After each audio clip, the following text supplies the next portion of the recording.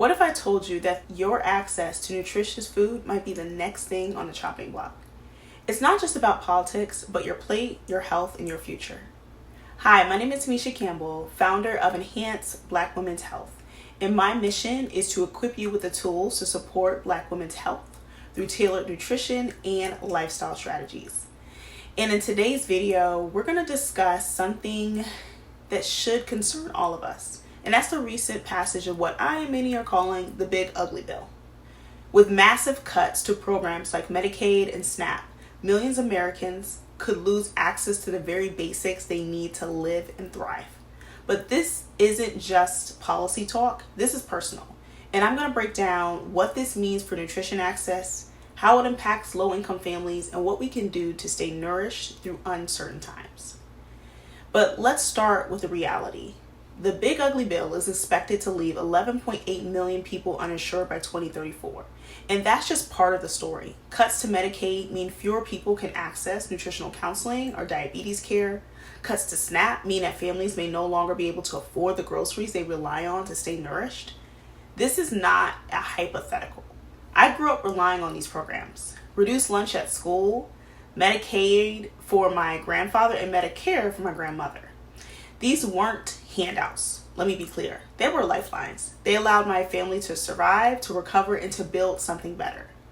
That's why I push back when people say that these programs are being abused, because I'm living proof of what access can actually do. And here's what we do now. When kids don't eat enough, they struggle with learning.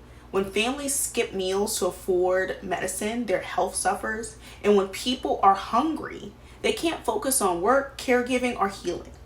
This isn't just about personal responsibility. It's about systems, failing people who've done everything right. And here's how you can nourish yourself and your loved ones during this time of uncertainty. Number 1, meal planning, not just meal prepping. We don't cook every meal we eat, and that's actually okay. But planning for what you will eat helps you stay budget conscious. So whether you're packing breakfast or prepping lunch, planning ahead makes those $15 sweet green salads less frequent, or at least more budgeted.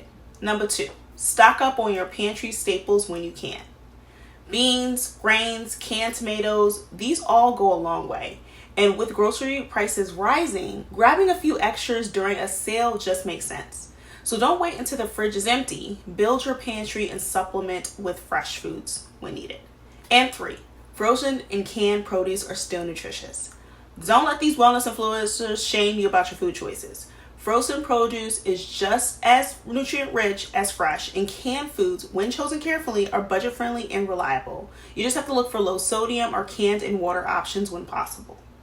These small shifts might not solve systemic problems, but they can help you stay nourished in the face of uncertainty. If this message resonates with you, be sure to subscribe to the Enhance Black Women's Health YouTube channel for more real talk on wellness, nutrition, and health equity. And if you're looking for a supportive community of people who care about these issues just as much as you do, I invite you to join the EBWH community. You're going to find the link below in the description. Because food access is a health equity issue, we can't afford to ignore it. So until next time, take care of yourself, plan what you can, and never forget, your wellness is worth fighting for.